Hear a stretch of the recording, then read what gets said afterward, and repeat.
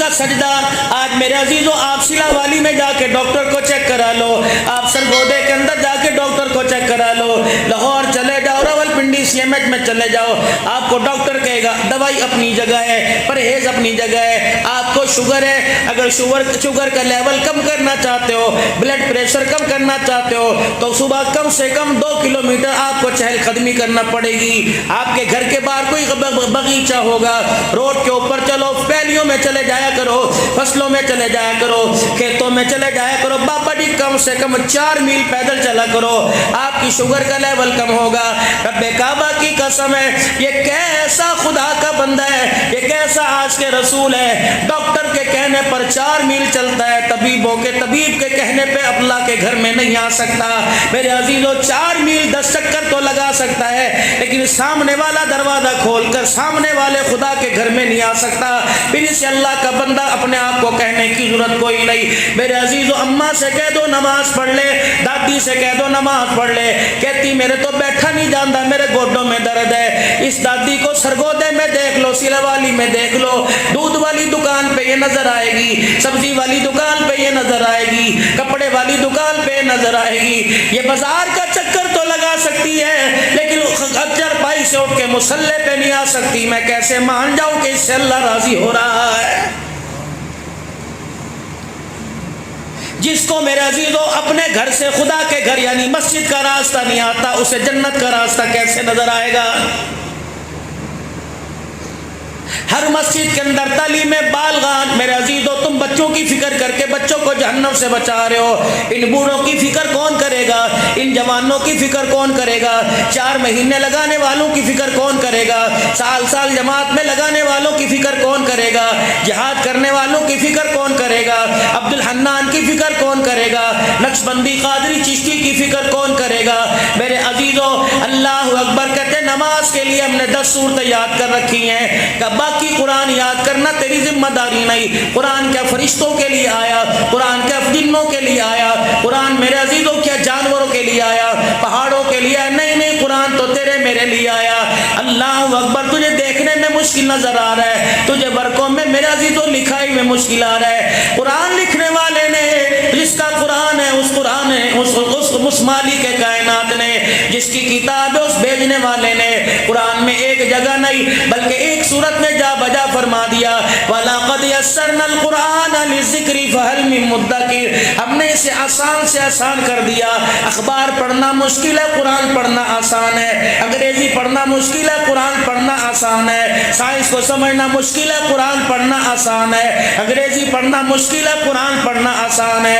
میں نہیں کہہ رہا, میرا ابا نہیں کہہ رہا, یہاں کے مولوی رفیق صاحب نہیں کہہ رہے, میرے عزیز و سلا والی کا پیر جی نہیں کہہ رہا, احکم الحاکمین کہہ رہے وَلَقَدْ يَسَّرْنَا الْقُرْآنَ لِلذِّكْرِ فَهَلْ مِن مُدَّكِرٍ. اے میرا بندہ کھولنا تیرا کام ہے, اسے سینے میں چمکا دینا میں خدا کا کام ہے. ہر مسجد کے اندر میرے عزیزو عشاء کی نماز کے بعد یا فجر کی نماز کے بعد ایک علیحدہ کلاس ہونی چاہیے.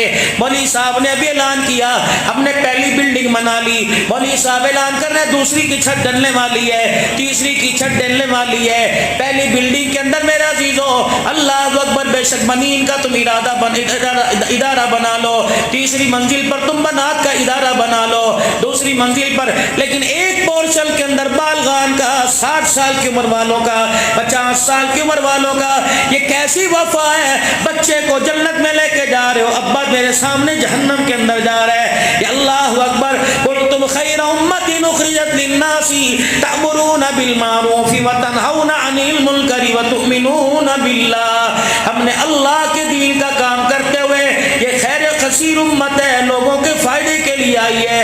ہم نے بچوں کو بھی جہنم سے بچانا ہے, بچوں کے باپوں کو بھی جہنم سے بچانا ہے. عورتوں کا علیحدہ ادارہ ہونا چاہیے. صبح 10 بجے سے لے کر 11 بجے تک پورے محلے میں آواز لگا دو.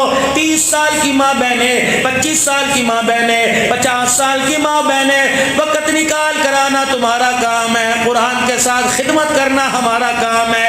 بے لوث آؤ, تمہیں ٹھنڈا پانی بھی ملے گا. اللہ اکبر. تمہارے لیے پنکھے کا انتظام بھی ہوگا, تمہارے لیے کولر کا انتظام بھی ہوگا, تمہارے لیے موٹی موٹی چٹائیوں کا انتظام بھی ہوگا, تمہارے لیے پردے کا انتظام بھی ہوگا. اگر ہر گھر سے ہر ماں بہن 1 گھنٹہ دے سینے سے لگا لے. رب کعبہ کی قسم قرآن پڑھنا تیرا کام ہے, آسمان سے رحمتیں برسا دینا خدا کا کام ہے. پھر اپنے گھروں کے منظر کو دیکھنا, پھر اپنے گھروں کے اندر اپنی فصلوں کی سرسبز اور شادابی کو دیکھنا, اپنے چہروں کی رونق کو دیکھنا. آج مایوسی ہے کیونکہ قرآن ناراض ہے. ایک مہینہ میرا عزیزو مسجد کے اندر پڑھا جاتا رہا. ہم نے مسجد کے امام کو 14-15 ہزار روپے دے کے فارغ کر دیا, سمجھا قرآن کا ادا کر دیا.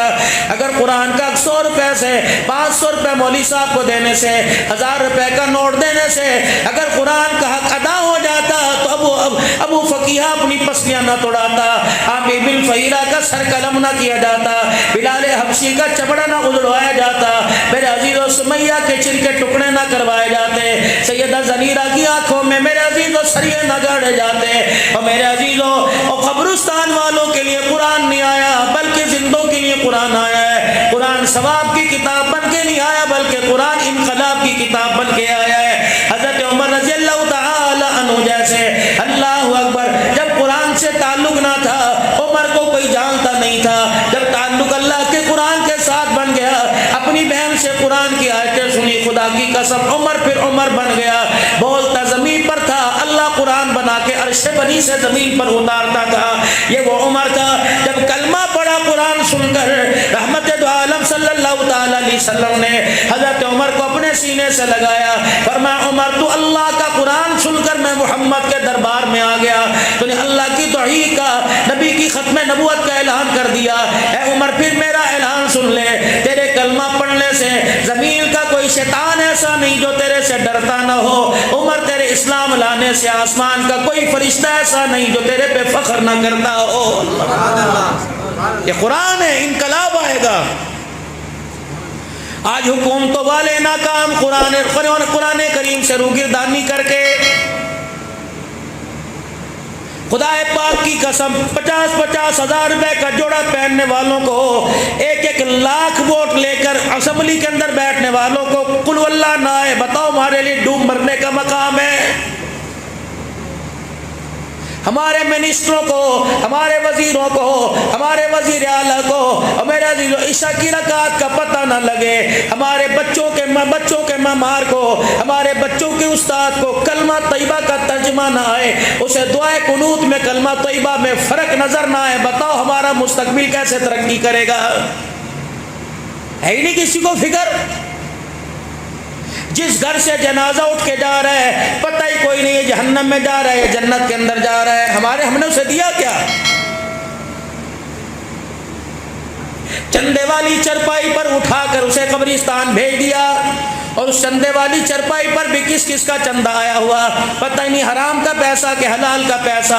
کلمے والی چادر اڑا کے بھیج دیا, کہ کلمے والی چادر پتہ نہیں کس گھر سے عطیے کے طور پہ آئی, پتہ نہیں حلال کے پیسے سے خریدی کہ حرام کے پیسے سے خریدی. کندھا دینے والے معذرت کے ساتھ ناراض نہ ہونا, پتہ نہیں حلال کاروبار کرتے, پتہ نہیں سودی کاروبار کرتے. کلمہ شہادت کا نعرہ لگانے والوں نے پتہ نہیں کتنی زمین اور کاغذ رکھ کر بینک سے لون لے رکھا ہے. میرے عزیزوں قرآن خوانی میں آنے والے اللہ اکبر پتہ نہیں کیا کیا سوچ کر کیا کیا ٹھگی مار کے بیٹھے ہوئے ہیں. آپ ناراض نہ ہونا, نہیں اندازہ میرے عزیزوں, اللہ نہ کرے اس قوم میں کسی کی موت ہو, لیکن مرنا تو ایک نے ہے. آج کوئی جائے گا, کل کوئی جائے گا. اگر کوئی مر کے دیکھ لے میرے عزیزوں, اللہ غنی, عوام نہ پوچھے, بلکہ چرپائی پہ لیٹنے والے مرنے والے کو خود ہی پتہ لگ جائے گا. یہ 9 صفیں بنی ہوئی ہیں, 4 صف کے نمازیوں کو نماز جنازہ ہی نہیں آتا ہے. بھائی سے شرم کی بات نہیں کہ سمت کے نوجوان کو ٹک ٹاک تو آتی ہے لیکن نماز جنازہ نہ آئے.